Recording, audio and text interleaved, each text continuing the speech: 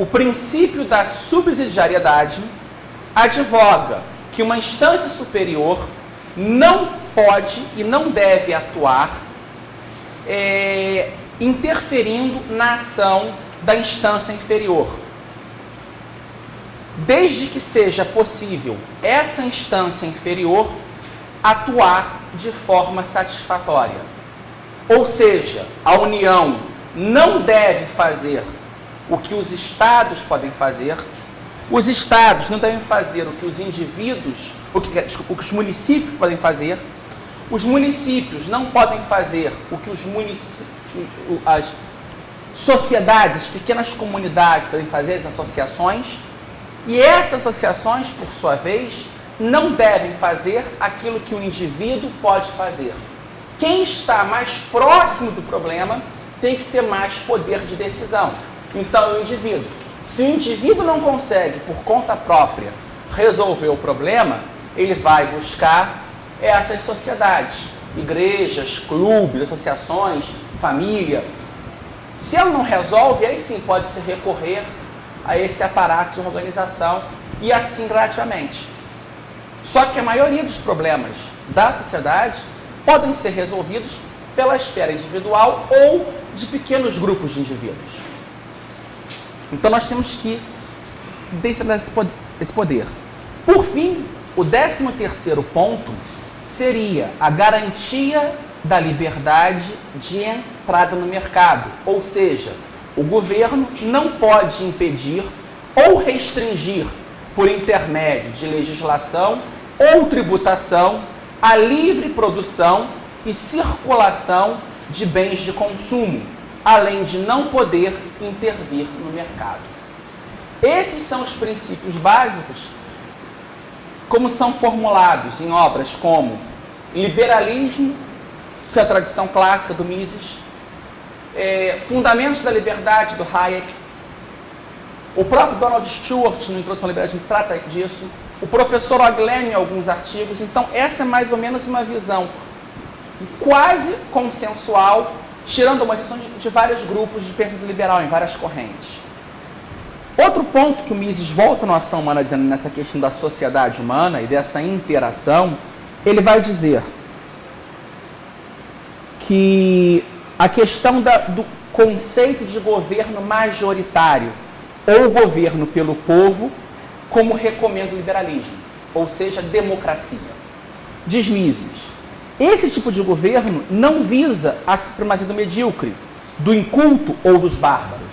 Os liberais também acham que uma nação deve ser governada pelos mais aptos a esta tarefa, mas acreditam que a aptidão para governar é melhor demonstrada pela capacidade de convencer os seus cidadãos de que, e não pelo uso da força. Nada garante, evidentemente, que os eleitores confiarão o poder ao candidato mais competente, mas nenhum outro sistema poderia oferecer tal garantia. Essa questão da democracia é algo muito complicado, porque a democracia ela tem sido confundida com a ideia de democratismo. A visão de democracia, ela remonta à visão moderna 3 tradições de pensamento político distintas.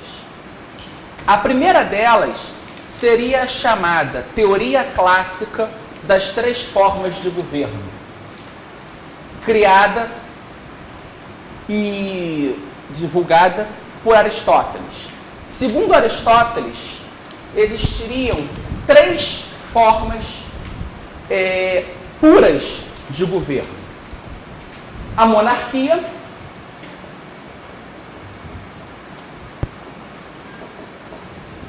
que seria o governo de um só. A aristocracia,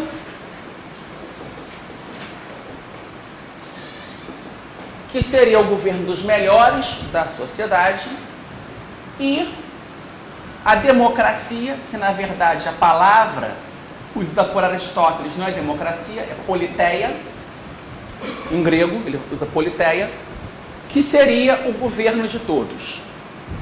Na teoria aristotélica, essas três formas de governo teriam suas versões degeneradas. A monarquia seria a tirania. A aristocracia seria a oligarquia.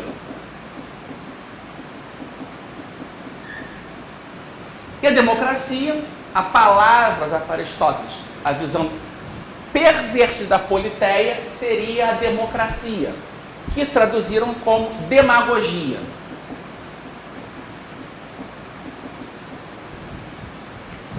A segunda forma de entender a democracia seria a chamada teoria romano-medieval de soberania popular, cuja versão mais sistemática e que teve maior influência no mundo moderno se encontra na obra Defensor Pacis, de Marcílio de Pádua. Os fundamentos, Marcílio Pádua foi o autor que viveu do final do século XIII até meados do século XIV, ou seja, ele nasceu em 1280 e morreu em 1343. Marcílio de Pádua. Então essa aqui é a visão clássica, Aristóteles, quarto século antes de Cristo, e Marcílio de Pádua, nessa passagem do século XIII para o XIV era cristão. Os fundamentos mais remotos dessa teoria da soberania popular estão, ao mesmo tempo, na ideia do jurista romano Domiciano Ulpiano, segundo a qual o príncipe tem autoridade porque o povo lhe deu, e na concepção do imperador romano Juliano sobre o voto do povo como fonte das leis e dos costumes, que criou entre os antigos glosadores, essas duas teorias, principalmente um chamado Aso, que viveu no final do século XII, início do século XIII, a noção de que o povo, ao transferir o poder ao imperador, não abdicou inteiramente deste poder, mantendo uma parcela do poder junto de si. Marcílio de Pádua, com base nessas fontes, defendia que o Estado era composto por duas esferas de poder. A primeira é o poder principal, materializado no legislativo, que pertence ao povo. A segunda é uma causa instrumental, que ganha forma no executivo, cujo mandato revogável é delegado ao povo. A terceira fonte é a chamada tradição republicana moderna, formulada originalmente por Nicolau Maquiavel, que defendeu a existência de apenas dois tipos de estados. Um seria os impérios e os outros as repúblicas, sendo que esta última poderia assumir forma aristocrática ou democrática. Graças a essa definição do Maquiavel, surgiu um intercâmbio entre os ideais democráticos e os republicanos, onde os governos genuinamente populares, em oposição às monarquias, passaram a ser denominados repúblicas, em vez de democracias.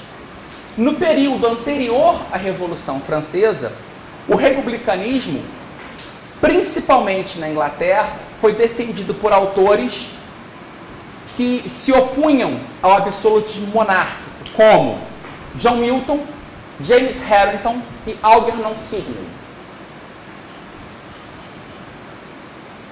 A primeira experiência histórica concreta de uma república democrática que estivesse de acordo com a moderna concepção de liberdade individual foi fruto da nova forma de governo criada nos Estados Unidos da América. Por isso que, de certa forma, sempre quando se trata do tema, se tende a voltar a essa visão. Só que é importante notar que não há uma relação de necessidade entre liberalismo e democracia.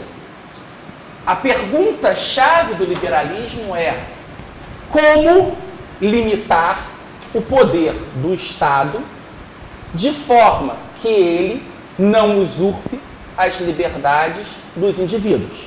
Essa é a questão-chave do liberalismo. A questão-chave da democracia é quem vai governar. No entanto, de certa forma, quando Thomas Hobbes e depois John Locke, nos seus passos, tenta discutir o direito do indivíduo e, ao mesmo tempo, que forma de governo será, eles criam uma conciliação entre democracia e liberalismo. Porque o Estado hobbesiano, o Leviatã, o monstro, ele é absoluto na esfera pública. Ou seja, leis e punições.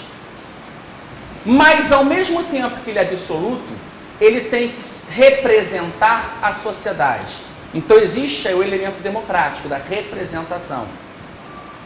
Por outro lado, o Leviatã, que é absoluto na esfera pública, ele não tem nenhum poder sobre a esfera privada. Na visão hobbesiana, a esfera privada, ou seja, a consciência do indivíduo, as trocas no mercado, não devem passar pelo Estado. Comércio internacional é feito entre indivíduos. O Estado não tem que se meter nisso. Ele vai ser absoluto na hora de dizer a lei é essa e a punição quem não cumprir é essa. E o que o indivíduo não pode ser no Estado público, criar a desordem. Ele não pode criar guerra todos contra todos. Mas desde que ele não haja contra a sociedade, ele é livre para agir como quiser. Ele quer fazer bruxaria em casa, ele pode fazer. Desde que ele não crie problemas na esfera pública, a autonomia privada é total. Locke vai seguindo essa visão, dando até mais poderes ao Estado que Hobbes, só que jogando o poder absoluto no legislativo. Então você começa a ter uma conciliação que toma forma definitiva com Montesquieu.